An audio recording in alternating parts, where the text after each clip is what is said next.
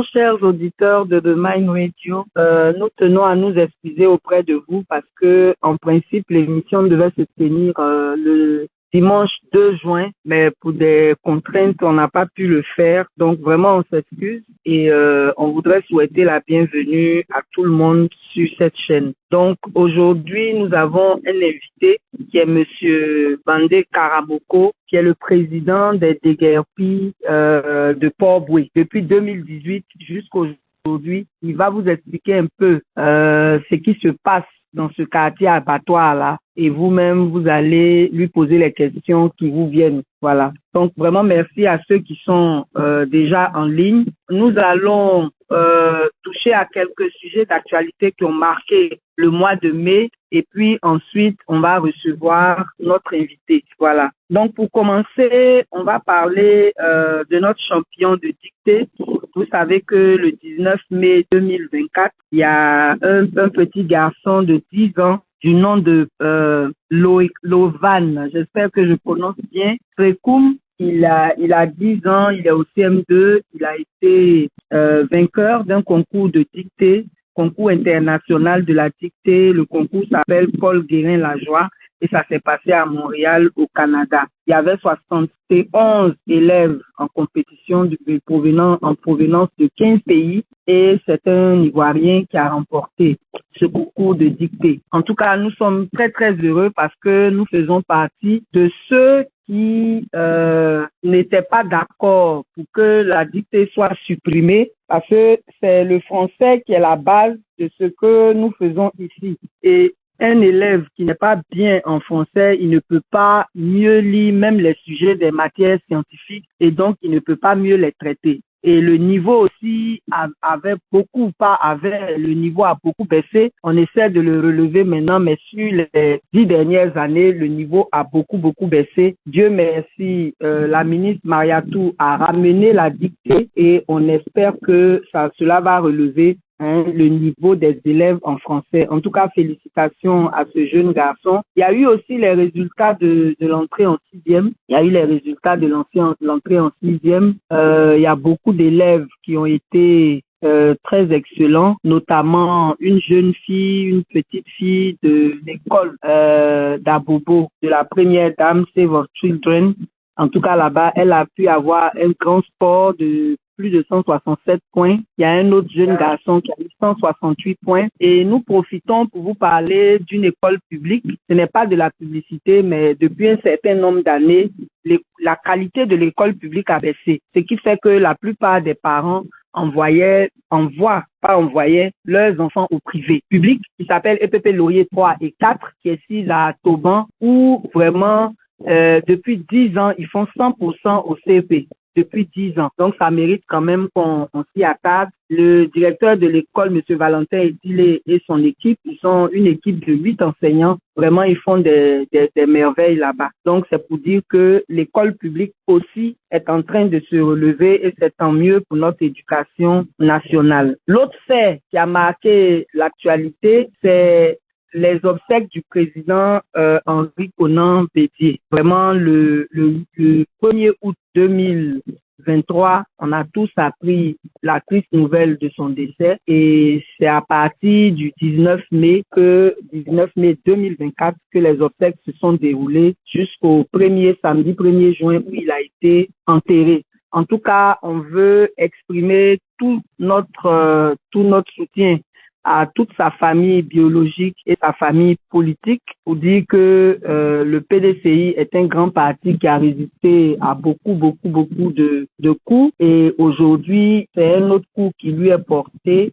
On espère qu'ils pourront toujours, comme ils sont solides, ils pourront s'en sortir, mais surtout que l'expérience que les leçons que le président Henri Bédié leur a laissé pourra leur servir pour renforcer leur marche parce que c'était un homme de conviction. Il a pris beaucoup de bonnes décisions au bon moment. Malheureusement, il est parti avant que la réconciliation ne soit effective, avant que les Ivoiriens ne soient véritablement unis, mais on espère que le PDCI va continuer dans cette lancée. Voilà. Donc, aujourd'hui, on n'a pas beaucoup de sujets à aborder par rapport à l'actualité. On va terminer avec la cherté de la vie qui s'accroît ici.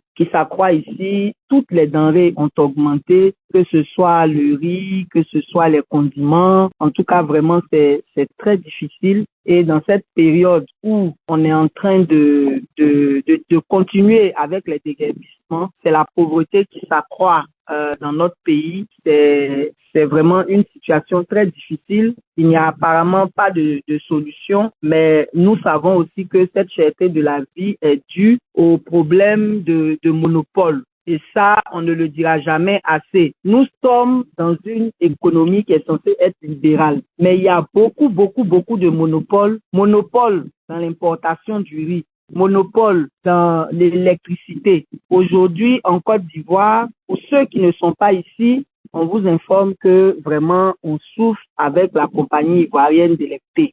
Chacun a son taux d'augmentation. Depuis 2023, il y a une augmentation qui a été annoncée en juillet 2023 pour les 15 ampères et plus. À notre grande surprise, ils ont annoncé que c'était pour les 15 ampères et plus, mais ce qu'on a constaté sur le terrain, c'est qu'il y avait déjà une augmentation de 50% pour ceux qui ont les compteurs à carte.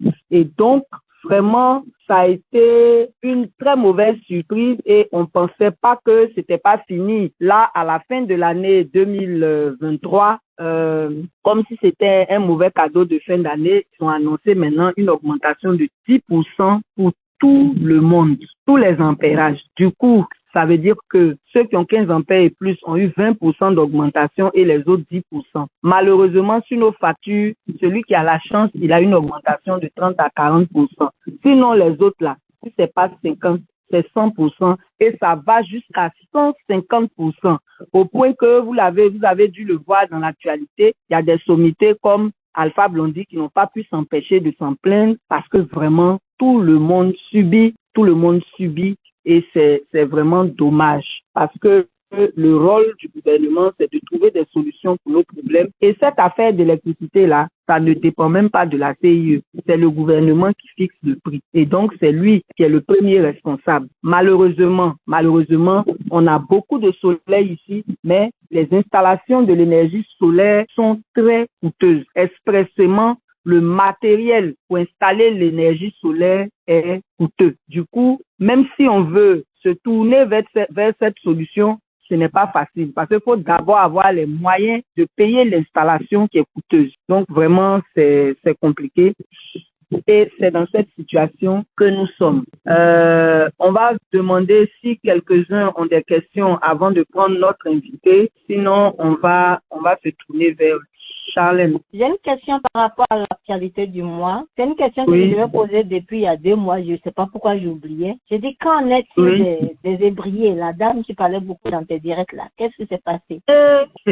Cette affaire-là, c'est une question que tu aurais dû me poser en privé. Je vais te donner la réponse. On va laisser ça alors. On va laisser. Ok, voilà. J'ai dit, il faut que je demande. Non, comme tu l'as posé ici, je vais quand même donner une réponse. Il se trouve que il devait manifester le 18 avril, le jeudi 18 avril. Et avant cette manifestation-là, le dimanche avant, les chefs ébriers ont convoqué la jeune dame. Parce que parmi les chefs ébriers, là, ceux qui n'étaient pas d'accord avec tout ça étaient malheureusement minoritaires. Donc, les chefs ébriers ont convoqué la jeune dame pour lui demander de soit à sa manifestation et qu'ils allaient travailler ensemble sur les besoins des ébriers, d'autant plus que le 27 avril, les chefs eux-mêmes organisaient une journée d'hommage au président. Donc moi j'ai dit à la dame, mais si vous devez aller travailler sur les besoins des ébriers, c'est pour alimenter justement leur journée d'hommage. Ils vont aller dire à Begrement B ou au président que c'est eux qui ont fait que la manifestation n'a plus eu lieu, mais bon, voilà leurs besoins, tu vois un peu.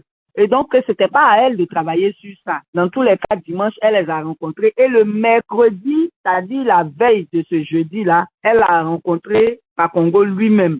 Et après ça, nous, on n'a plus de nouvelles jusqu'à ce que le jeudi, on constate que la manifestation s'est transformée en une réunion entre les manifestants et le ministre Bakongo, ou du moins le gouverneur du district d'Abidjan. Et donc, ça a été plutôt une rencontre où ils ont présenté leurs doléances, où lui aussi, il a dit qu'il allait faire certaines choses, mais ce n'était plus le sens de la manifestation première qui était de dénoncer sa nomination alors que c'est un poste qui était réservé aux ébriers, ce n'était plus ça le sens. Donc depuis lors, bon, on n'a plus parlé de ça et voilà un peu. Maintenant en off, je pourrais te dire certaines choses. Merci, c'est déjà suffisant. Merci. Et j'aurais une autre question, il y a une autre question un peu j'ai une autre question sur toujours l'actualité du mois. Je voulais confirmer, le président Bédia a été enterré, non? Parce que j'étais confuse un peu avec toutes ces activités-là. Je sais pas, il a été enterré finalement, il est rentré sous la terre ou bien il y a encore... Il a été enterré le samedi 1er juin. Oh, ok, merci, je suis désolée. D'accord. Sinon, à partir du 19 que les obsèques ont commencé, il y a eu plusieurs étapes, quoi. Il y a eu plusieurs étapes, mais il a été enterré le samedi 1er juin à Daouko, dans son village. Et finalement, le grand séminaire de formation des ACI, c'était bien passé? Oui. Le 18 mai, oui, ça s'est très bien passé. Bon, je n'en ai pas parlé, c'est vrai. Mais sinon, ça s'est très, très bien passé. On avait 3 intervenants. On avait monsieur Akale Tsemoko qui nous a formés sur le rôle député. Parce que, pour rappel, depuis le 19 août 2023, où ACI a fait sa convention, on a décidé que on aurait un groupe parlementaire en 2025. Donc, on a sollicité l'honorable Akale Tsemoko pour venir former les membres de ACI sur le rôle du député et puis comment on gagne des élections dans le contexte où nous sommes. Ensuite, il y a eu monsieur Eric Aimé Sémian qui est déjà intervenu ici avec nous, président de l'OIDH, Observatoire ivoirien des droits de l'homme. Lui, il est intervenu sur l'État, la société politique et la société civile. Donc, lui aussi, il nous a instruit. Et puis, il y a eu le 3e intervenant, monsieur Geoffroy Julien Kwao, qui, lui, nous a entretenu sur les idéologies politiques, les valeurs démocratiques et citoyennes et le rôle de la société civile. Donc, c'était vraiment une activité très enrichissante. Et après ça, la cerise sur le gâteau, c'était une conférence avec le ministre Awadon Melo, qui nous a entretenus sur le rôle de la société civile dans la lutte panafricaniste. Donc, voilà un peu, le 18 mai, ça a été vraiment une journée très riche et tout s'est très, très bien passé. D'accord, merci. Comme ton invité est là, je vais te laisser faire ton émission. Sinon, j'avais d'autres questions maintenant. D'accord. Merci. D'accord. Mais il n'y a pas quelqu'un d'autre qui a une question avant qu'on commence avec le thème? Allez-y, monsieur. D'accord. Bonsoir, madame Picherik Balé. Bonsoir à Charlie. Bonsoir, monsieur Picherik. Oui. Ouais, comment ça va? Ça va bien? Oui, bon, par la grâce de Dieu, ça va. Ah, Dieu merci. En tout cas, je vous encourage beaucoup pour tout le mouvement que vous faites, pour tout ce que vous faites pour la communauté nationale surtout. Merci. Parce que vraiment, faut-il reconnaître que nos sociétés civiles n'ont pas trop d'impact présentement chez nous en Côte d'Ivoire. Celles du Mali et du Burkina sont largement en avance par rapport à celles de la Côte d'Ivoire, comparativement à à nos chiffres économiques. Donc, on est vraiment, il y a un fossé quand même qui existe, quoi. Bon, en fait, je vais avec un commentaire et une question. Le premier, c'est apporter en fait toutes mes condoléances à la famille du président Henri Konan Bédié pour sa disparition. Merci beaucoup. Voilà, moi-même, je suis membre statutaire du PDCI RDA. Je suis également membre du bureau politique. Et j'ai été nommé membre du bureau politique par le président Henri Konan Bédié lui-même en la date du 16 septembre 2016. Donc, c'est quelqu'un c'est une partie de moi, en fait, qui s'en va. En fait, c'est une partie de moi qui va avec lui, c'est-à-dire dans mon militantisme et tout. Et aussi, un Yako surtout à toute la Côte d'Ivoire, puisqu'il a été président de toute la Côte d'Ivoire. Et c'est ça surtout, ce qui me chagrine un peu, c'est à la date dite même de son inhumation, qu'il y a un journal de la place qui a fait une certaine publication que je trouve vraiment regrettable, pour ne pas dire déplorable. Déplacé, nous tous on a vu ça. Vraiment, j'espère que ceux qui ont fait ça là, ils vont jamais mourir. Hein. Ils respectent pas les morts, c'est grave. C'est très grave. Parce qu'on sort carrément des valeurs africaines et c'est tellement dommage qu'en Afrique, ce n'est pas comme ça qu'on célèbre les morts. Parce qu'on ne peut pas faire ça à quelqu'un qui a quand même disparu, quoi. Mais ça, pire. Voilà. Et ma question va se porter sur la cherté de la vie concernant le problème d'électricité. Je vais préciser que moi, je suis entrepreneur. On avait déjà fait des projets au niveau de l'électricité. Vous voyez, le problème de l'électricité, c'est un problème qui est un peu compliqué. Je vais vous expliquer en quelques séquences. C'est comme vous avez une voiture qui va d'Abidjan à Mans, qui prend 100 places. Un car qui prend 100 places et vous avez besoin de 100 000 francs pour chaque voyage. Donc, vous allez charger chaque passager à 1000 francs, n'est-ce pas? Ce qui vous fait vos 100 000 francs. Bon, maintenant, il se trouve que si un jour vous arrivez que vous n'avez pas 100 personnes et que vous avez 80 personnes, puisque vous avez besoin de 100 000, vous allez distribuer les 100 000 entre les 80 personnes. D'accord. Vous voyez? Donc, ou alors, si vous avez 50 personnes, vous allez diviser les 100 000 entre les 50 personnes. Ce qui veut dire que ça va revenir à 2 000 francs par personne. Donc, les gens vont voir leurs charges augmenter parce que les gens ne veulent pas avoir un manque à gagner. Et le problème vient du fait qu'on a interrompu la fourniture d'énergie au Mali en croyant qu'on faisait du mal aux autres. On a suspendu la fourniture d'énergie au Burkina en croyant qu'on faisait du mal aux autres. Et maintenant, il y a un manque à gagner puisque l'énergie, c'est comme de l'eau qui coule. Quand tu donnes à l'autre, ça ne te coûte rien, ça coule. Mais quand tu ne donnes pas à l'autre, ça s'évapore en fait. Si tu ne mets pas dans le circuit, ça part. Et ça s'évapore sans qu'il y ait un retour aussi d'argent. Voilà, exactement. Maintenant, il se trouve que maintenant, ce qu'on gagnait par rapport au Mali et au Burkina, on oublie de les distribuer maintenant sur les clients, c'est-à-dire les Ivoiriens qui sont là maintenant pour avoir la même quantité d'argent. C'est tellement déplorable. Dans ce cas de figure, tout ce que l'État pouvait faire, c'était de créer, comment on appelle ça, créer un vase communicant pour pouvoir peut-être compenser ça avec la CIE et conserver le prix des choses pour une paix sociale. Mais puisque nos programmes de développement social, notre programme de développement social est si appauvri, qui fait que les gens ils restent je dirais pas myopes, ils restent vraiment carrément aveugles devant ces situations pour ne pas engendrer la rupture sociale. Et c'est ce que nous subissons et ça risque d'aller encore beaucoup plus loin. Effectivement, c'est tellement dommage. Il va falloir que la population s'exprime parce qu'on dit que les populations ont les chefs qu'ils méritent. Donc, quand ça ne va pas, il faut réagir pour dire que c'est la partie de mon corps qui me gratte, donc je manifeste en tant que tel. Voilà, donc c'était pour condamner en fait cette cherté de vie. Et voilà, c'était par rapport aux deux points là que je voulais intervenir aujourd'hui. Et je suis vraiment de cœur avec vous dans votre soutien et je vous avais tous mes encouragements et je soutiens aussi la sœur Charline pour le show. Je vous remercie. Merci beaucoup, M. Cissé. Il y a 3 choses que je voudrais relever dans votre intervention. Par rapport au président Henri Konan Bédié, non seulement le patriote s'est permis de salir sa mémoire le jour même de son enterrement, mais en plus, moi j'estime que quelle que soit l'importance de ce sommet de Corée là, c'est pas au moment des obsèques du président que le président Ouattara devait aller dans un voyage comme ça. Je pense que il y a un ministre de l'économie, il a des ministres qui pouvaient le remplacer. Moi, en tout cas, j'ai trouvé déplorable que le président Ouattara n'assiste pas à ses obsèques jusqu'au bout.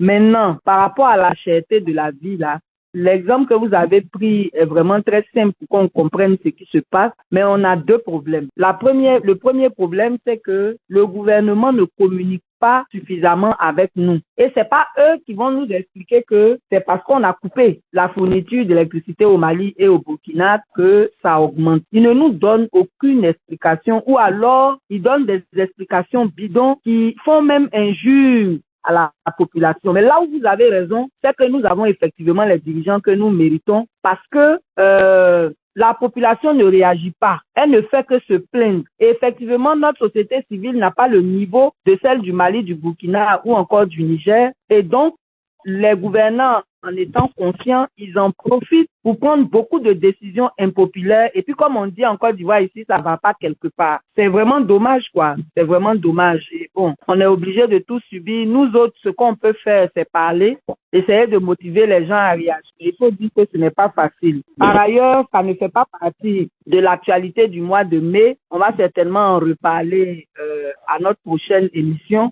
Mais ils sont en train de renforcer les restrictions sur la liberté d'expression avec la dernière modification du code pénal qui a été faite récemment. Ça, on aura l'occasion de revenir dessus, mais franchement, on est très, très mal barré parce qu'ils savent qu'ils prennent des décisions impopulaires. Ils sont en train de faire en sorte que personne ne réagisse. Et comme les gens avaient déjà peur, ça les rendra plus apeurés encore. Mais tant qu'on ne sera pas délivré de la peur, bon, finalement, on va mourir sous l'oppression parce que, voilà, les gens vont continuer. Ils vont continuer. Merci beaucoup, monsieur.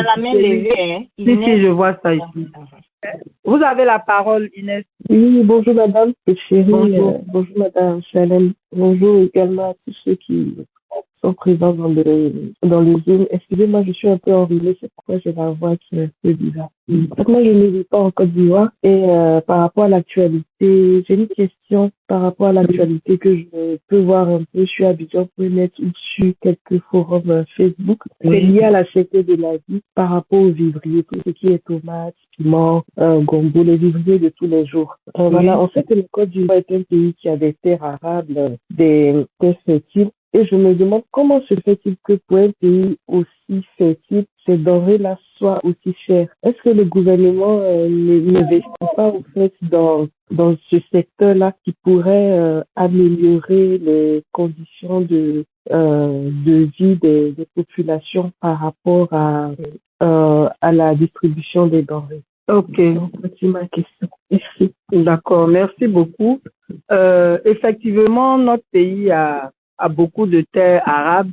N'importe quelle partie du pays, tu jettes quelque chose, ça pousse. En réalité, il n'y a pas de politique réelle pour développer l'agriculture vivrière. En tout cas, à ma connaissance, il n'y a pas de politique réelle. Les gens investissent eux-mêmes pour produire ces produits-là, mais ils sont confrontés à plusieurs problèmes. Le premier problème, c'est l'écoulement des produits vers les zones de consommation. Les routes sont dégradées. Normalement, dans le budget du café du Conseil Cacao, il y a une partie qui devait être réservée à l'entretien des pistes rurales. Ça, ce n'est pas fait. Donc, que ce soit les cultures vivrières comme les cultures pérennes, il y a un problème d'écoulement des produits. Le second problème, c'est le racket. Dans le transport des produits vers les zones de consommation, le racket fait que après, les gens sont obligés de répercuter cela sur le coût des produits.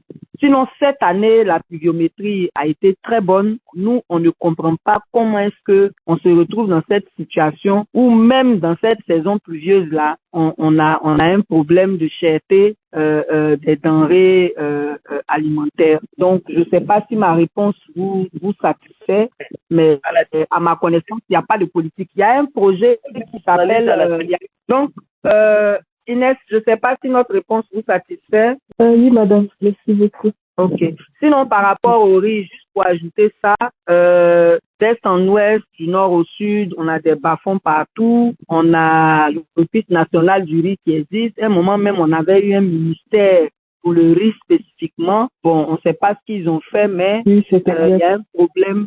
Il y a un problème d'autosuffisance même en riz et l'importation du riz, le fait du monopole aussi, ça aussi c'est un gros problème. Donc franchement, on la décision, je ne sais pas si on va appliquer entièrement, mais c'est plutôt les petitions qui entourent le commerce qui font que les denrées sont chères. C'est pas un problème de disponibilité de ces denrées-là. Oui, bonsoir. Comment ça va? Ça va, c'est pas Karamoko, c'est Parako Brahima. Oui, déjà, je voulais dire merci à Madame Puchérik Balé pour vraiment les efforts consentis à travers elle. On voit vraiment l'engagement de la société civile. Voilà, même si cet engagement a besoin encore de plus de soutien. Voilà, moi, je me présente, je suis Koné Parako Brahima. Je suis responsable, sinon président d'une organisation également de la société civile, dénommée le Réseau international de l'engagement civique Côte d'Ivoire. Voilà, à plusieurs reprises, je cherchais à la contacter pour aussi apporter vraiment ma petite contribution dans la lutte qu'elle mène. Parce que je me retrouve pleinement dans sa vision, sinon en tout cas dans ses actions qu'elle mène. Merci beaucoup. À côté de cela, je voulais poser une question à Mme Puchéry. Est-ce que vous ne pensez pas que le problème même de la cherté de la vie, c'est la société civile elle-même? Est-ce que la société civile n'est pas comprise? Lorsqu'on sait qu'on a des organisations de consommateurs qui existent, oui. Voilà, alors que souvent lorsque le gouvernement donne les chiffres ou bien le gouvernement fait des déclarations, il n'y a pas de déclaration pour contrer ce que le gouvernement dit. Donc, il n'y a pas deux informations, on n'a qu'une seule information. Est-ce que le problème même de la cherté de la vie, c'est pas la société civile elle-même qui est complice quelque part? Merci. Oui.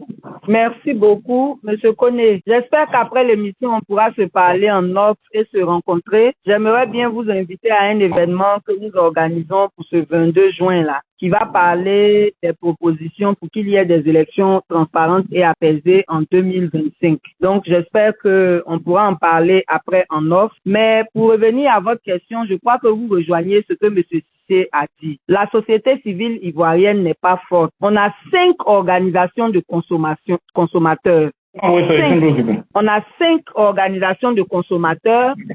Et puis, il y a un même qui est devenu chroniqueur, M. Marie Pomoé, qui est chroniqueur maintenant sur Live TV. Mais aucune de ces organisations-là ne porte le problème des consommateurs alors que nous croulons sous le poids de tous ces problèmes-là. Et quand nous on parle, on dit que c'est la politique qu'on fait. Donc moi, je pense que nous qui sommes dans la même vision, si nous nous mettons ensemble et que nous sommes solidaires, on peut faire quand même bouger les choses. Parce que dans tous les cas, c'est nous qui sommes tous de la société civile et je pense que c'est la conjugaison de nos capacités et de nos compétences qui vont nous permettre de faire avancer les choses. Sinon, moi, je pense qu'effectivement, la société civile est fortement coupable de cela parce qu'elle ne joue pas pleinement son rôle.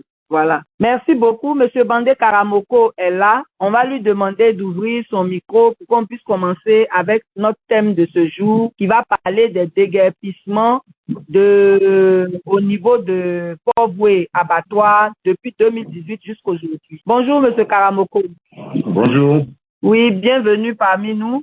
Merci beaucoup, chérie. Voilà, vous êtes sur de Mind Radio. C'est une radio de la diaspora qui a été créée par Madame Charlène Mossou. Nous, on intervient dessus maintenant depuis un peu plus d'un an. Hein, c'est en juin 2023 que nous, on a commencé. Et donc, tous les premiers dimanches du mois, on se retrouve ici pour échanger sur l'actualité du mois et puis aussi parler d'un thème. Donc, aujourd'hui, il s'agit de vous, les déguerpis de Port-Boué abattoir. Présentez-vous et puis dites-nous ce qui se passe à Port-Boué abattoir depuis 2000. Alors, merci de me donner la parole. Alors, je me nomme Bandé Karamoko. Je suis le président du collectif des déguerpis de Port-Boué abattoir. Alors, il faut dire que depuis 2018, malheureusement, le quartier abattoir est dans le collimateur du district autonome d'Abidjan, qui veut coûte que coûte et vaille que vaille chasser la population de ce quartier, et une population qui y vit depuis des décennies, depuis plusieurs générations. Personnellement, moi, je connais des gens qui ont plus de 80 ans, des septuagénaires et tout, qui sont natifs du quartier. Donc, c'est depuis des générations qui avant l'indépendance même. Avant les indépendances, bien évidemment, ils ont toujours vécu dans ce quartier de façon paisible, sans que les quiétudes ne soient inquiétés par quoi que ce soit, depuis que la Côte d'Ivoire existe. Et ce n'est qu'en 2016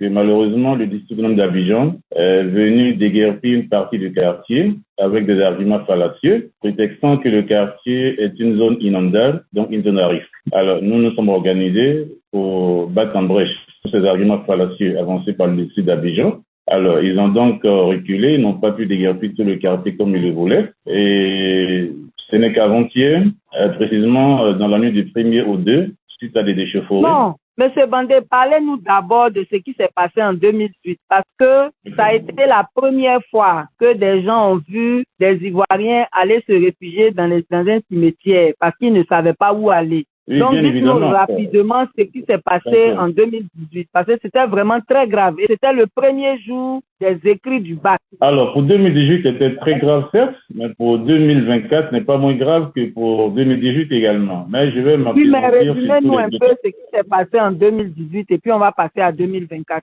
Voilà, en 2018, ils ont fait éruption dans le quartier, matin très tôt, aux alentours de 5 heures du matin, sans que la population ne soit mise en demeure, sans qu'elle ne reçoive un préavis quelconque. Les gens étaient surpris dans leur sommeil, ils ont été gazés, les maisons ont été déguerpies, mani militari. Il y a eu même des cas où des maisons se sont écroulées sur certaines personnes. Les gens n'ont pu sauver aucun bagage. Les gens cherchaient simplement à sauver leur vie. D'accord? Et ceux qui ont pu sauver quelques bagages de leur maison, ils savaient où partir avec les bagages. Ils en ont trouvé refuge au cimetière avec le bagage. Ils ont passé 24 heures au cimetière. Il a fallu que nous entamions des négociations auprès de ces gens-là pour leur dire de ne pas rester au cimetière. Le cimetière n'est pas fait pour les vivants, c'est fait pour les cadavres. Et c'est ainsi qu'on a pu négocier quelques écoles ça et là et le terrain de football afin qu'ils puissent avoir refuge dans ces lieux-là et pouvoir libérer des cimetières. Alors, le district depuis 2018 avait annoncé que le quartier était déguerpi suite, n'est-ce pas, à une décision gouvernementale prise en Conseil de sécurité du gouvernement, listant donc les quartiers à risque consécutivement aux pluies diluviennes qui ont eu lieu en ce moment et qui ont fait des morts au niveau de la commune de Cocody. Et donc, selon eux, c'était pour pallier et pour protéger des vies humaines qu'ils ont procédé à ce déguerpissement. Alors, nous avions donc battu ces arguments en brèche parce que c'est des arguments fallacieux qui ne tiennent pas la route. Depuis l'existence du quartier, le quartier n'a jamais connu d'inondation. Et pour tous ceux qui connaissent la commune de Port-Voué, c'est une zone sablonneuse. Il n'y a pas de rétention d'eau à Port-Voué. Les eaux ne stagnent pas non plus, surtout dans cette partie du quartier. Alors, quand nous avions battu ces arguments en brèche, en leur disant qu'écoutez, c'est pas vrai, et nous sommes allés plus loin. D'autant plus que nous avions pu entrer en contact avec un document de la Sodexam. La Sodexam, en son temps, à l'approche de chaque saison pluvieuse, catégorisait les quartiers, ou du moins les communes qui abriteraient des quartiers à risque. Et dans ces documents, nous l'avons toujours en notre possession. La commune de Port était déclarée comme une commune qui n'abritait aucune zone à risque. D'accord? Alors, quand nous avions battu ces arguments en brèche, ils ont ressurgi avec d'autres arguments plus fallacieux que les premiers, en prétendant que le quartier présenterait des risques d'épidémie. Et comme le quartier est proche de l'abattoir, la salle d'abattage, et que le caractère installé du quartier risquerait, n'est-ce pas, d'impacter la qualité de la viande à l'abattoir, et cela pourrait éventuellement créer une épidémie au niveau de la population ivoirienne. D'accord? Alors, nous leur avons dit que nous souhaitons tout de même voir un peu le rapport médical, n'est-ce pas, ou du moins, quelle est cette commission médicale qui s'est réunie et puis qui a peut-être, catégorisé notre quartier comme étant un quartier qui abriterait des risques Quelles sont les sources? Voilà. Alors plus tard, ils disent non, écoutez, le quartier est construit, les maisons sont construites sur les emprises de canalisation d'eau, chose qui n'est pas vraie, pour qu'une canalisation d'eau n'est pas dans le quartier. Les canalisations sont très loin du quartier. Plus tard, ils prétendent que non, la plupart des maisons sont construites sous des pylônes de haute tension. Pour ceux qui connaissent le quartier, allez voir, il n'y a pas de pylônes de haute tension là-bas, c'est archi faux, ce sont des mensonges. C'est des gens qui essaient désespérément peut-être de justifier une forfaiture qu'ils ont commise.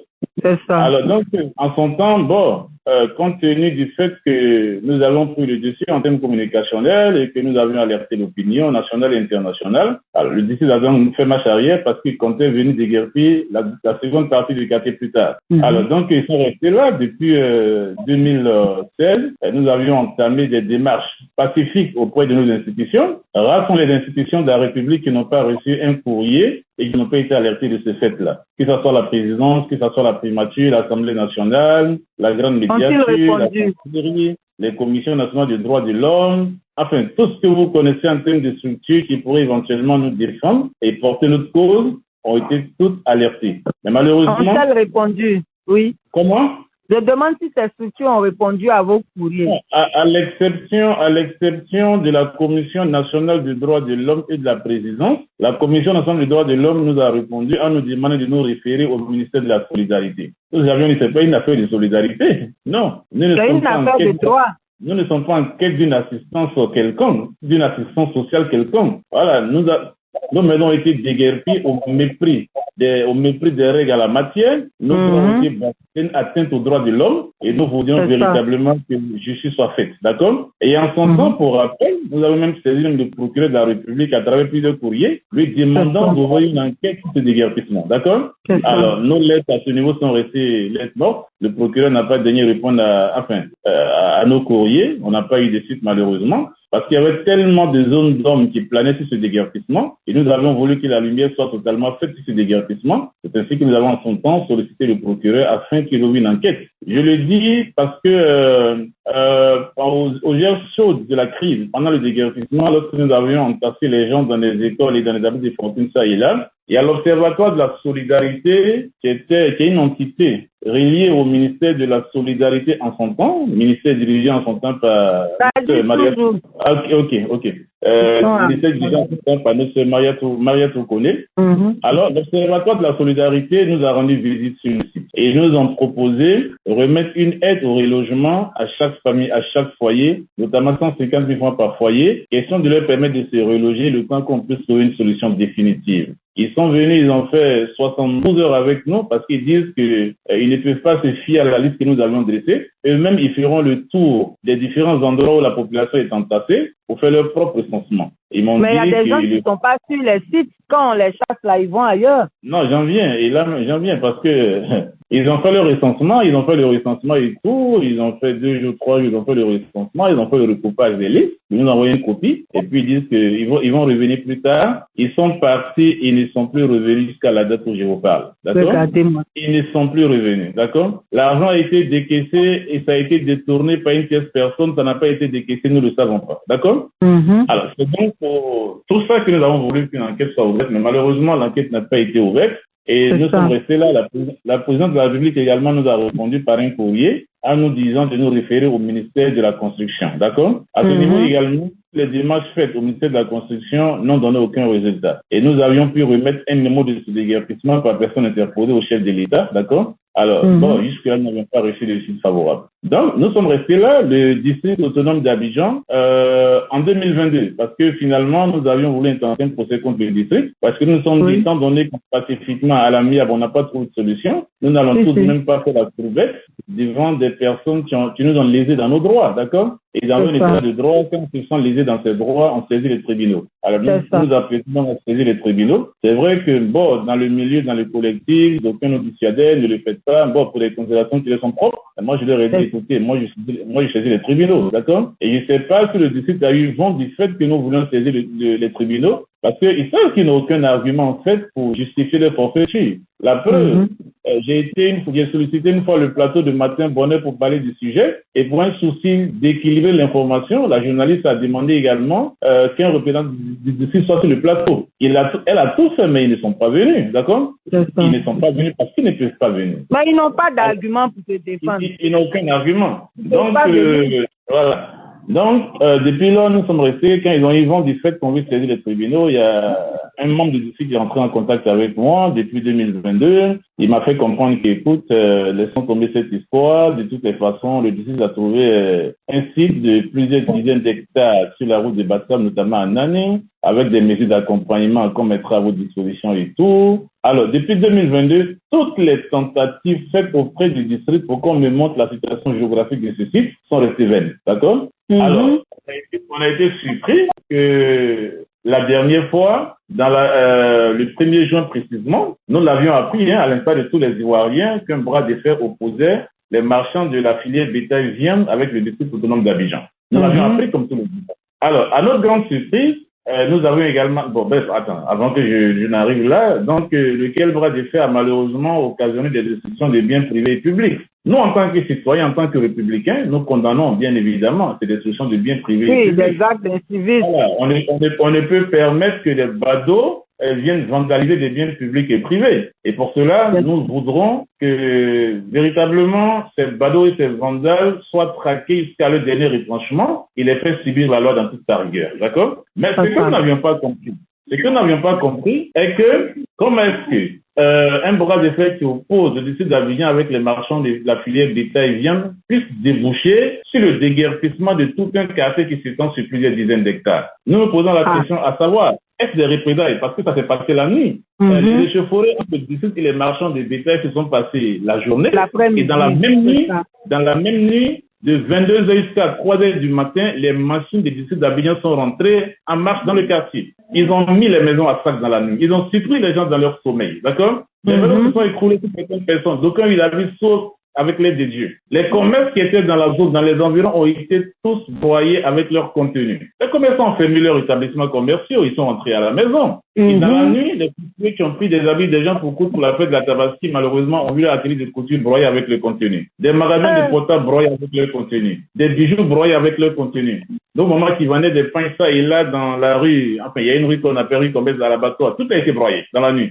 Moi qui vous parle, la demeure de ma belle famille a été broyée la nuit, d'accord? Dans la nuit, aux alentours de 1h du matin, la famille m'appelle de partout. Alors, ça va pas, le quartier, franchement, c'est une scène de guerre. Le quartier est bleu, enfin, les gens sont en train d'être gazés partout, les machines sont à pied d'eux. Alors, je m'apprêtais à y aller, ils m'ont dit non, faut pas venir, c'est très dangereux parce que le corps habillé ont cadré le quartier, d'accord? Tout ça. Voilà, bien évidemment. Alors, le lendemain, ils ont marqué une pause et puis le surlendemain, ils vont continuer. Effectivement, le surlendemain, le mardi, toute la journée, et le lundi, toute la journée plutôt, et le mardi, toute la journée, ils ont mis tout le quartier à sac. C'est un ensemble de 6 quartiers qu'ils ont mis à sac. Parce que l'abattoir, c'est un ensemble de 6 quartiers. Et c'est lui de préciser, parce que d'aucuns font la confusion. Quand on parle de l'abattoir, l'Ivoirien lambda, le commun des Ivoiriens qui ne connaissent pas le quartier, pense qu'il s'agit de la salle d'abattage et le parc à bétail. Non, le parc à bétail et la salle d'abattage n'occupent même pas 1% du territoire de l'abattoir. L'abattoir, c'est une dénomination attribuée à un quartier, d'accord? Un ensemble de quartiers. Et l'existence de ce quartier est antérieure à l'existence du parc à bétail et la salle d'abattage. D'accord? Mais quand ils expliquent dans les médias, l'opinion pense qu'il s'agit de la salle d'abattage et le parc à bétail, qui est donc le lieu de l'activité des marchands de bétail. Donc, suite aux échauffourées, donc le district a décidé donc de saccager ces endroits-là, qui naturellement est la propriété du district. Non, c'est tout un ensemble de 6 quartiers qu'ils ont dévastés, qui s'étendent sur plusieurs dizaines d'hectares. Vous avez le quartier Silo, qui est partie intégrante du quartier abattoir. Vous avez le quartier Garbal, qui est partie intégrante du quartier abattoir. Vous avez l'îlot Sanon qui fait partie du quartier abattoir. Vous avez le nouveau quartier qui fait partie du quartier abattoir. Vous avez Deré Cimetière qui fait partie du quartier abattoir. Vous avez l'îlot Sanon et vous avez plutôt le quartier Bako qui fait partie, n'est-ce pas, du quartier abattoir. Donc, c'est un ensemble de ces quartiers-là qui ont été rasés. Tout a été rasé. Tout a été rasé. Désormais, vous arrêtez devant l'hôpital de Pauvre, vous voyez le cimetière. Vous voyez la lagune et le milieu du cimetière. Vous voyez que le cimetière a 2 pas de Petit Bassam. C'est ça. Donc, je le dis pour vous donner une idée de la superficie qui a été dévastée. Aucune mine en demeure n'a été desservie à quelqu'un. Aucun préavis n'a été donné à quelqu'un. Les gens ont été surpris. Ils ont jeté les gens dehors mani militaire comme des malpropres. Même les bétails, on ne les jette pas dehors de la sorte. À l'heure où je vous parle, tout à l'heure, j'étais sur le site là-bas aux alentours de 16 heures pendant qu'il pleuvait. Abidjan, aujourd'hui, il pleut, ça tout le monde le sait, d'accord? Et les gens sont sur les partis, d'accord? Ils sont là, sur les gravats, ils ne passent pas au parti. Les enfants sont en train de pleurer, les femmes pleurent, tout le monde pleure, d'accord? Alors, nous nous posons la question, dans quel pays sommes-nous? Est-ce le district d'Abidjan? Si ce sont des représailles qu'ils ont fait contre les actes de vandalisme qui ont été posés par, disent-ils, les marchands de bétail d'après eux, moi je ne sais rien. Alors, si tel est le cas, est-ce que dans un pays de droit, on se rend justice soi-même? Non! Nul n'a le droit de se rendre justice dans un pays de droit fictif qu'une institution. Ou bien le district d'Abidjan est au-dessus de nos lois, qu'on nous le dise. Parce qu'on ne peut pas admettre que les échauffourées qui ont eu entre vous et les marchands de bétail, la logique aurait voulu qu'on cible les vandales qui ont vandalisé les biens publics et privés, les traquer, les faire subir la rigueur de la loi, leur mettre à la disposition de la justice. Que de venir déguerpir tout un quartier où des innocents, des femmes et des enfants et des vieillards qui n'ont absolument rien à voir avec les marchands de bétail, qui ne font même pas l'activité de vente de bétail ni de viande, et qui n'ont rien à voir avec l'abattoir. On vient, on les surprend dans leur sommeil la nuit, on les gaze, on les déguerpit, on jette les bagages dehors comme des malpropres. Dans quel pays sommes-nous? Ok, M. Karamoko. Dans les médias, plus tard, on manipule l'information, on raconte des contes de vérité aux Ivoiriens. Et ceux qui ne le savent pas, comment ils sont dans le droit. C'est d'ailleurs pour cela que nous vous avons invité aujourd'hui, parce que nous sommes là pour éclairer l'opinion. Nous sommes là pour éclairer l'opinion et j'aimerais dire encore et répéter encore que nous ne sommes pas dans un état de droit. Fermez vos micros, s'il vous plaît. Fermez vos micros, vous prendrez la parole quand on vous la donnera. Donc, Nous ne sommes pas dans un état de droit. Parce que dans un état de droit, c'est pas aujourd'hui que le district a commencé à casser les maisons des gens sans suivre les procédures normales, sans les informer, sans prendre aucune mesure d'accompagnement. Donc, pour ça seulement, là, on n'est pas dans un état de droit. Par rapport à la justice, même, c'est encore pire. Du coup, il faut qu'on le sache pour pouvoir trouver aussi les meilleures solutions. Voilà. Parce que quelqu'un qui dit qu'il veut déguerpir un parc à bétail et puis finalement ça devient 6 quartiers qui s'en vont, il y a un problème. Et puis il y a un problème d'honnêteté dont M. Bandé parlait tout à l'heure, M. Karamoko. C'est pas seulement au niveau même de l'information qu'il donne, hein, mais dans la plupart des quartiers qui ont été détruits par le district ces derniers temps, le gouverneur Bakongo lui-même se déplace, il s'en va dans ces quartiers-là. Il parle avec les populations et quand les populations lui demandent est-ce qu'on va casser, il dit non, ne vous en faites pas. Dès qu'il s'en va là, dans les heures qui suivent, on vient, on casse. Donc, il y a vraiment un problème. Comme on n'a pas assez de temps, on va laisser le temps à nos auditeurs de poser des questions à M. Karamoko pour mieux comprendre, pour des éclaircissements ou pour des soutiens, mais en tout cas, vous avez la parole. Alors, je peux parler? Oui, vas-y. Bonsoir, M. Bandé. Bienvenue sur Demain Radio. Je suis Charlène Mossou. Je voudrais savoir quel est le lien entre le déguerpissement du quartier abattoir. Bon, comme vous dites, ça englobe 6 différents quartiers. De la zone abattoir au rapatriement des ressortissants maliens qui a eu lieu récemment. C'est quoi le lien? Ce ne sont que des Maliens qui habitent là-bas. Ouais, j'ai vu ça aujourd'hui aussi. Alors, il faut dire que le quartier abattoir est à l'image de tous les quartiers d'Abidjan. Hein. Dans tous les quartiers d'Abidjan, il y a des nationaux, il y a également des ressortissants des pays voisins. D'accord? C'est ça.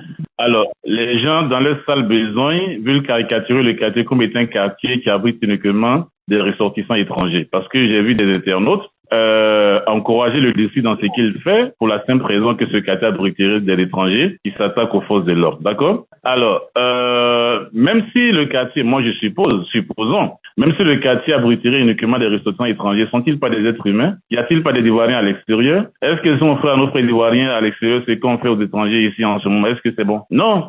Le quartier abattoir, comme je l'ai dit tantôt, est à l'image de tous les quartiers d'Abidjan. Il y a des nationaux dans ce quartier. Il y a également des ressortissants des pays étrangers dans ce quartier. Les Maliens qui ont été rapatriés, les 150 Maliens qui ont été rapatriés, j'ai également aussi vu ça dans la presse, qui ont été rapatriés, sont effectivement des Maliens qui habitaient le quartier abattoir. Lorsqu'ils ont été rapatriés, ne sachant où partir, parce qu'on surprend les gens, rien n'a été planifié, ils ne savent pas où partir, les bagages ont été jetés dehors, femmes, enfants dehors, ils ne savent pas où partir. Donc, je pense que c'est les autorités maliennes, les autorités locales, je parle en fait de l'ambassade du Mali au niveau de la Côte d'Ivoire, avec certaines bonnes volontés qui se sont organisées pour rapatrier leurs ressortissants vers le Mali. Un rapatriement volontaire pour ceux qui veulent bien évidemment se retourner au Bercail. Donc c'est dans ce sens-là que le rapatriement s'est donc opéré. D'accord? Alors 150 personnes, c'est une goutte d'eau dans cette masse qui a été donc déguerpie et mis dehors. C'est le lieu de mettre en doute le chiffre avancé par le district quand il parle de 595 personnes. C'est assez léger.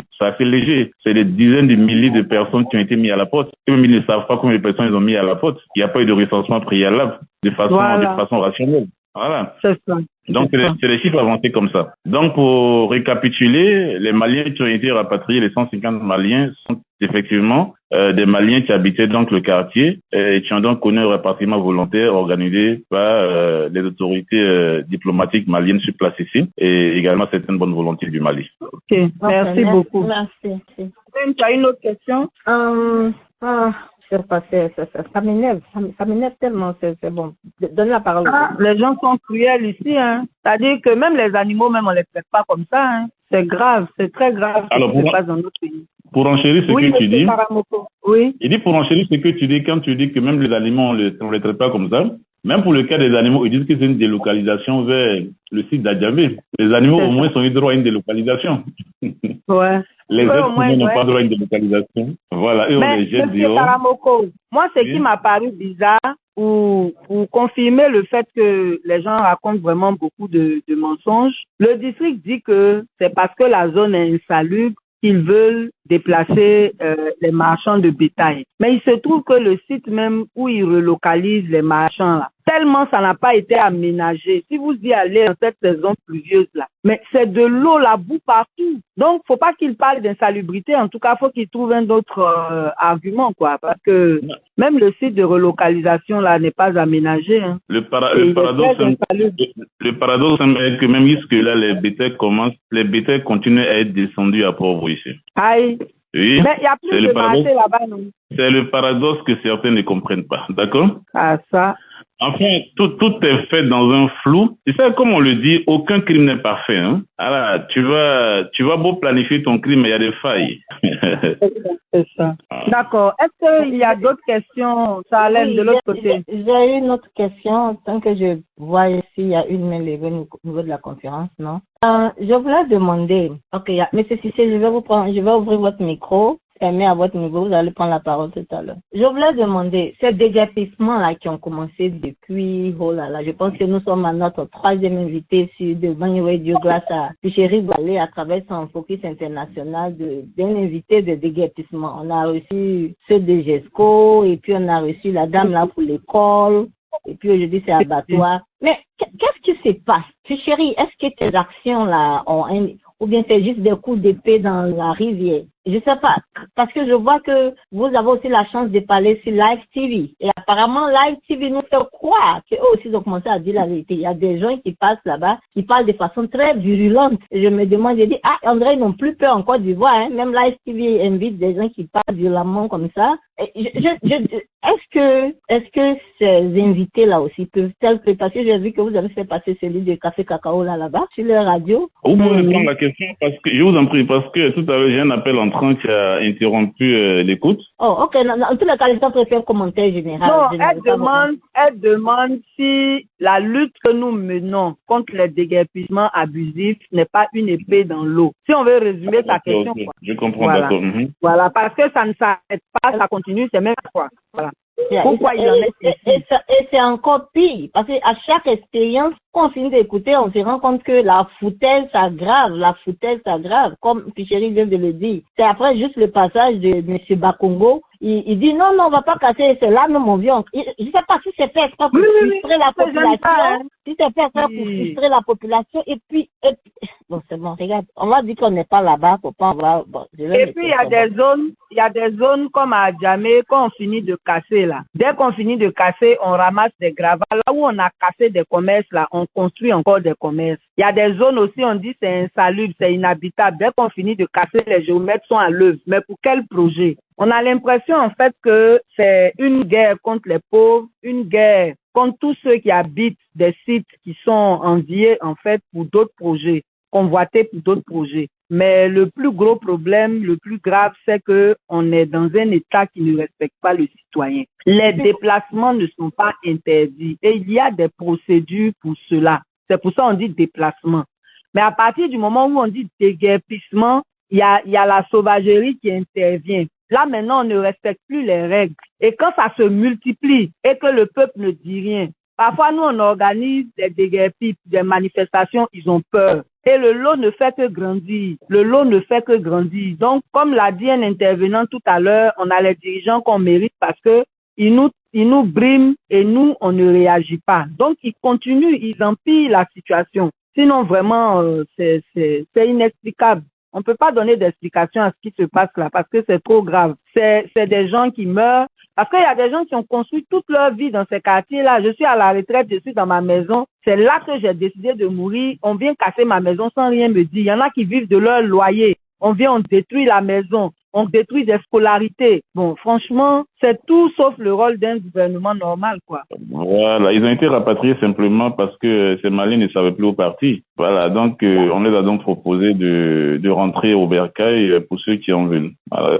Sinon, c'est pas parce que ça n'a aucun lien avec les actes de vandalisme qui se sont passés. Ceux-là qui ont été rapatriés, ce sont des citoyens, c'est des citoyens maliens qui vivaient en parfaite harmonie et intelligence avec les frères ivoiriens dans le quartier. Ils n'ont absolument rien à voir avec les échauffourées qui se sont déroulées. D'accord. Je pense qu'il y a nécessité. Pour revenir à ce que vous avez dit tantôt, relativement au coup d'épée dans l'eau. Moi, je pense que c'est pas un coup d'épée dans l'eau. Hein. Mieux vaut accentuer la dénonciation, parce que si tout le monde se tait et que on se range tous dans un mutisme qui ne dit pas son nom, alors ces gens-là, quand ils verront qu'en face il n'y a pas de réaction, mais ils vont toujours continuer. C'est vrai que malheureusement. Mais ce que Salem est en train de dire, M. Karamoko, c'est que c'est depuis 2018 qu'on dénonce, hein, et ça ne s'arrête pas, ça continue. Non, mais il faut non, mais il faut continuer à dénoncer, peut-être que ça portera son fruit. Oui, mais c'est ce qu'on fait. Ça portera son fruit. Ce qui est décevant dans cette histoire est que ceux-là même qui sont censés dénoncer tout ça, moi quand je vois le mutisme des hommes de Dieu, des religieux qui doivent dénoncer cette injustice et qui sont tous silencieux et qui ne disent rien, d'accord? Ils disent rien, c'était normal, comme si ce que ces gens-là font là, c'est normal. Mais attends, quand on est homme de Dieu, homme religieux, mais son premier rôle, c'est de dénoncer tout ce qui est injustice. Oui, c'est ça. On jette les gens dehors, même les lieux de culte, on les détruit sans état d'âme. Et puis bon, par exemple, ce qui s'est passé à Bateau avant, qui est tout près ici, mais il y a 12 mosquées qui ont été détruites. Il y a deux églises qui ont été détruites. D'accord? Alors, on ne dit rien, que ce soit du côté chrétien ou du côté musulman. Chacun est dans son coin, comme si ces gens-là sont des anges, tout ce qu'ils font, c'est bon. C'est quand même décevant quand dans un pays, franchement, ceux qui sont censés dénoncer ne dénoncent pas. J'avoue qu'on se sent perdu, quoi. On n'a plus de recours, en fait. Prenez M. Cissé rapidement, là, et après vous allez... Prenez M. Cissé rapidement. M. Cissé, allez avec votre question. Bonsoir, M. Bendé. Bonsoir, frère. Ouais, c'est M. Cissé. Bon, en fait, ma question était de savoir par rapport au niveau de la municipalité, qu'est-ce que la mairie de Port-Boué a dit par rapport à cela? Et en plus de ça, est-ce que il veut savoir les habitats qui ont été détruits, est-ce qu'ils avaient des ACD, ils avaient des documents réguliers ou alors c'était pour un cas d'irrégularité? C'était là ma question. Alors merci. Je commence par la deuxième question. Alors, ceux qui habitaient dans le quartier ont bien évidemment des titres de propriété. Parce que j'entends certains dire que non, ils n'ont pas d'assises, ils n'ont pas de titres fonciers. Alors, tous ceux qui ont acquis des biens immobiliers avant les indépendances, ils ont bien entendu des documents administratifs. Ça peut ne pas être des ACD, encore moins des TF, parce que les TF et les ACD, leur existence dans nos documents administratifs, c'est récent, d'accord? Mais ils ont des documents. Nous avons des documents administratifs. On ne peut pas venir voir un TF comme ça et puis mettre son argent et puis on s'installe comme ça. Non, c'est archi faux, c'est pas vrai. Et je voudrais profiter pour dire, parce que des trucs chantent ça et là que non, c'est sa propriété. Non, c'est pas sa propriété, c'est pas vrai. Dans toute la chaîne de l'abattoir, c'est la salle d'abattage et le parc à bétail qui sont donc la propriété du district d'Abidjan que le district gère, d'accord? Moi, je le dis en connaissance de cause, pour avoir été conseiller municipal à la mairie de Port-Boué 5 ans durant. Voilà, et la relation mairie Port-Boué district n'a jamais été au beau fixe. Et l'épicentre de leur relation conflictuelle, c'était l'abattoir. Parce que le district prétend être le propriétaire de tout le quartier abattoir et la mairie qui refutait. Et en son temps, nous sommes allés à la source.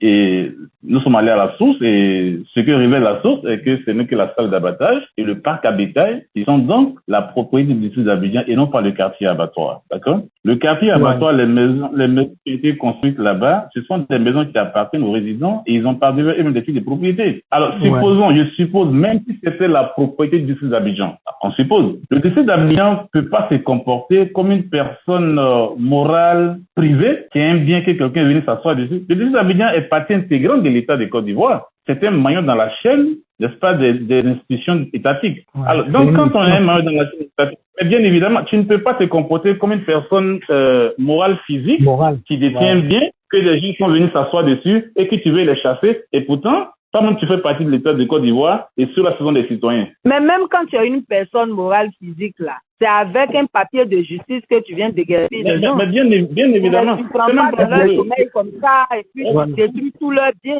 Non. Il y a des dispositions spéciales au moins qui te permettent au moins d'entreprendre. Voilà. Dans ce pays. Monsieur Cissé, par rapport à cet aspect-là, en attendant que M. Bandé réponde sur la question de qu'est-ce que la mairie fait. Dans l'article 11 de la Constitution ivoirienne, il est écrit que avant de prendre un bien pour cause d'utilité publique, il faut une indemnisation juste et préalable. On n'a pas écrit dans la Constitution que c'est sous réserve à la condition de posséder un titre de propriété. Ça, c'est un. Deuxièmement, dans le droit positif a ses règles, mais les droits de l'homme ont d'autres règles. Les droits de l'homme sont bâtis autour de la dignité humaine. On ne peut pas venir, non de quoi que ce soit, venir détruire toute la vie de plusieurs familles comme ça. Même si ce n'était que d'une seule famille. C'est pas sérieux. L'État est censé garantir la sécurité de tous les citoyens et donc c'est pas une structure étatique de se comporter comme ça. À GESCO, les gens ont des ACD. Il y a même une cité immobilière qu'on appelle Eden qu'ils ont cassée. Donc c'est des gens qui malheureusement n'ont pas honte de mentir. Et ça c'est très grave pour des autorités qu'on devrait respecter, qui sont dans le mensonge, qui sont dans la fourberie, qui sont dans le banditisme même, parce que ça n'a pas d'autre nom. Ça n'a pas d'autre nom. On ne peut pas se comporter comme ça, au mépris de toutes les lois. Oui, monsieur Karamoko, dites-nous. Oui, merci, ma soeur. Pour enchérir dans le respect des droits de l'homme, je voudrais simplement dire que ceux-là même qui sont censés nous indiquer la droit du respect des droits de l'homme, ce sont ceux-là même qui sont en avant-garde, n'est-ce pas, pour bafouer les droits de l'homme. Et c'est regrettable. Alors, c'est regrettable. Voilà. S'agissant du cas de la mairie, j'avoue que a priori, je ne voudrais pas rentrer dans ce débat. Le maire est informé ou pas, qu'est-ce que la mairie a fait. Mais en réalité, je voudrais simplement dire que le maire de la commune est également dans un jeu avec la population. Ah oui, je le dis pourquoi. Parce que le déguerpissement a eu lieu le 1er juin. Le 1er juin, le maire a prétendu qu'il était à Daoukro aux obsèques de Bédier. Le déguerpissement s'est poursuivi 3 jours durant. Alors, depuis le 2, tu étais à Abidjan. Tu aurais pu faire stopper ce déguerpissement si en réalité tu n'étais pas partie prenante, d'accord? Tout à fait. Tu aurais pu faire stopper ce déguerpissement parce que tu es un élu local. On ne peut pas venir dans ta commune, faire des destructions de biens et pendant que... Non, c'est pas possible, d'accord? Ouais, ça, c'est de deux. Même si le fait qu'il ne soit pas présent à Abidjan est une réalité, attends, mais le système a bien voulu que dans l'organigramme des mairies, il y ait des adjoints. La mairie de Port, il y a jusqu'à 7 adjoints, plus le maire lui-même, ça fait 8 adjoints. Ça fait 8 maires, d'accord? Ouais. Attends. Ton absence n'est pas indispensable au bon fonctionnement de la commune. C'est pour ça qu'il y a des adjoints, c'est pour ça qu'il y a le conseil municipal. Ouais. Alors, ça coûtait quoi au maire d'instruire un de ses adjoints, de convoquer un conseil municipal dans l'urgence, d'accord? Et puis arrêter des décisions, puis faire stopper ce déguerpissement. On est resté quand ils ont fini de casser tout. Sans ce moment qu'il est venu sur les gravats maintenant, il dit à la population qui n'était pas informée. Vous voyez que les gens jouent avec les gens. Ouais. On joue en fait avec la population. Et nous savons tous qu'avant, en amont, Bakongo s'est déplacé à maintes reprises dans le cadre de leur cadre permanent de concertation. Il s'est déplacé à maintes reprises, il est venu à Port, il a eu des séances de travail avec la mairie de Port à maintes reprises. Et d'ailleurs, les différentes listes qui ont été dressées pour les déguerpissements ne se font pas à l'insu des différents maires. D'accord? Ce sont les services techniques des différentes mairies qui dressent ces listes pour remettre au ministre-gouverneur pour procéder au déguerpissement. D'accord? Donc, ils sont tous en réalité dans un jeu et malheureusement, c'est la population qui en pâtit, c'est elle qui est la victime en fait. D'accord? Alors, tu es absent, mais quand des adjoints, il y a tout un organigramme. L'absence d'un individu, peu importe son rang social, peu importe son influence, ne doit pas être un frein au bon fonctionnement de nos institutions. C'est pour ça que le système a bien voulu que dans un système, il est non seulement le premier responsable qui joue un rôle de management et tout, mais en dessous également, il y a également d'autres maillons qui peuvent gérer la maison à son absence. Donc, le fait que tu sois absent, le fait que tu avances ça comme un argument, ça ne tient pas la route. Ce qui est important aussi que nos auditeurs sachent, c'est que lorsque le district a publié le 22 février sa liste de 176 sites, et après les mois qu'a suscité le cas de GESCO, ils ont temporisé. Ils ont dit à leur conseil des ministres du 13 mars là, que la liste a été réduite à une trentaine de sites, mais ils n'ont plus jamais publié de liste. Ce qui fait qu'on ne sait même pas où ils vont frapper et à quel moment. On n'a plus la liste définitive. Et ils avaient promis mettre sur pied une cellule interministérielle à la primature qui jusqu'à présent n'est pas fonctionnelle. Donc vraiment, c'est dommage quoi. Ça, c'est pour endormir les gens. Et pour aller dans le même sens, le président de la République, au cours de ce conseil de ministres, avait demandé à ce que les déguerpissements ne suivent pas désormais avec plus d'humanisme. D'accord? Alors, ce qu'on a vu après, c'est de l'humanisme, ça là. Ça, c'est de l'humanisme. Et en plus de ça, on prend la Côte d'Ivoire solidaire. Quel drôle de solidarité. Ils sont tous dans la comédie. Bon. Humanisme là même là, une fois que le président a parlé là, s'il est sincère dans son humanisme là, ça peut pas se poursuivre. Avant Port-Boué même, il y a eu beaucoup d'autres cas qui n'ont pas respecté ses instructions. Et il est informé, il a un service communication qui sait tout ce qui se passe dans le pays, qu'il informe. Ils sont tous complices. Ils sont tous complices. C'est malheureux quand même. Ils sont tous complices. Et c'est les mêmes là qui vont aller les voter encore. C'est malheureux que ceux-là qui sont censés nous protéger se comportent comme ça, continue. Donc, nous sommes à 10 minutes de la fin de notre émission. Est-ce qu'il y a des dernières questions avant qu'on ne fasse une conclusion? Salem, tu n'as personne de ton côté là-bas? Moi, je viens de me connecter. D'accord. Oui, bonsoir. Oui, bonjour madame. Présentez-vous, s'il vous plaît. C'est Madame Cissé, depuis la Côte d'Ivoire. Moi, ce que je veux savoir, est-ce que ils ont été recensés véritablement au départ? Est-ce qu'ils ont été recensés? Premièrement? Non. Deuxièmement? Non. Est-ce qu'ils ont été... voilà. Est-ce qu'on les a prévenus qu'on allait les déguerpir? Ça, au moins, est-ce qu'on l'a fait? C'est ce que je veux savoir. Bon, M. Karamoko même va vous répondre. Allez-y, M. Karamoko. Alors, s'agissant du recensement, j'avoue que c'est depuis hier que certains ont été appelés par le district. Ils ont été convoqués, je crois, au commissariat du district quelque part à Makoro, je ne sais même pas où ça se trouve. Mardi, voilà. Samedi 8. Hier, samedi 8 juin. Voilà. Donc, on ne peut venir casser maison des gens et puis ça prend le déguerpissement quand on convie les gens de venir se faire recenser. Vous voyez, c'est assez léger, en fait. Non. C'est un mépris total. Ça ne témoigne d'aucun sérieux. C'est ce qu'ils ont fait sur tout. Non, c'est un mépris total. C'est juste quelques personnes qui vont brandir devant les caméras et puis s'en servir plus tard comme étant un support de mensonge. Maintenant, qu'est-ce que vous espérez? Qu'est-ce que vous attendez du pouvoir? Qu'est-ce que vous espérez d'eux? Alors, c'est que, en pareille situation, nous comptons saisir les tribunaux. Parce que, à cette allure-là, on ne sait plus ce qu'on peut attendre du pouvoir. En toute honnêteté. Alors, on vient de déguerpir maison des gens dans des conditions inhumaines, dans des conditions, à la limite, je dirais, sauvages, en griffe, d'accord? On nous jette d'ailleurs comme des malpropres, comme des bétails. Les gens sont en train d'errer dans la nature, ça fait partie. Alors, toute une vie a été bousillée et détruite. Alors, je ne sais pas de ces gens-là ce qu'on peut attendre, en fait. En dehors de saisir les tribunaux. Parce que depuis 2018... Monsieur Karamoko, ce que vous dites là, c'est important de saisir les tribunaux. Parce que c'est normal, c'est une question de droit, des gens ont eu leur bien détruit au mépris de toutes les règles. Mais ce que nous, on attend du pouvoir à travers les actions que nous menons et les dénonciations que nous faisons, c'est que le cycle s'arrête. Le cycle s'arrête et qu'on trouve des solutions pour dédommager tous ceux qui ont été victimes de ces déguerpissements-là. On ne peut pas se plaindre du fait qu'ils ne font aucun recensement et les mesures d'accompagnement ne suivent pas non plus. Et puis, ils continuent. Il y a un problème. Sur tous les sites de déguerpis, ça a été la même méthode. On n'a pas averti, on n'a pas recensé. À la fin, maintenant, on vient recenser des gens et on fait des listes frauduleuses. On n'indemnise pas tout le monde. Je veux savoir. Oui. Je veux savoir quelque chose.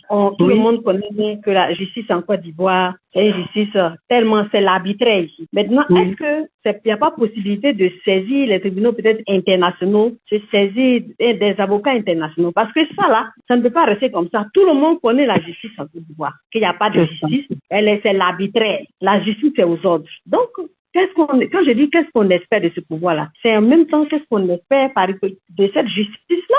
C'est ça. Ça veut dire quoi? Les Ivoiriens sont impuissants devant cette injustice.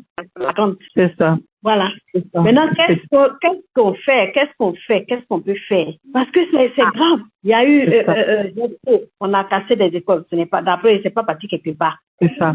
Sinon, hier, on a créé un collectif de tous les groupes de déguerpis ce mois de mars et on tient des réunions. Hier même, on a eu une réunion encore au cours de laquelle on a décidé que je devais chercher à rencontrer tous les avocats des différentes victimes pour voir si on ne peut pas créer un collectif. Et je pense que l'idée que vous donnez est très bonne. C'est peut-être vers les juridictions internationales maintenant qu'on va se tourner. C'est vrai que si c'est pas évident qu'on ait gain de cause. Il y a les gens de Koumassi ou Foué-Boigny qui ont été déguerpis quand Bakongo était encore maire, même à Koumassi. Le site a été donné pour une opération immobilière. Et les gens sont allés se plaindre à la justice. Ils ont remporté leur procès à la grande surprise de tout le monde. Mais jusqu'à aujourd'hui, on ne les a pas encore dédommagés.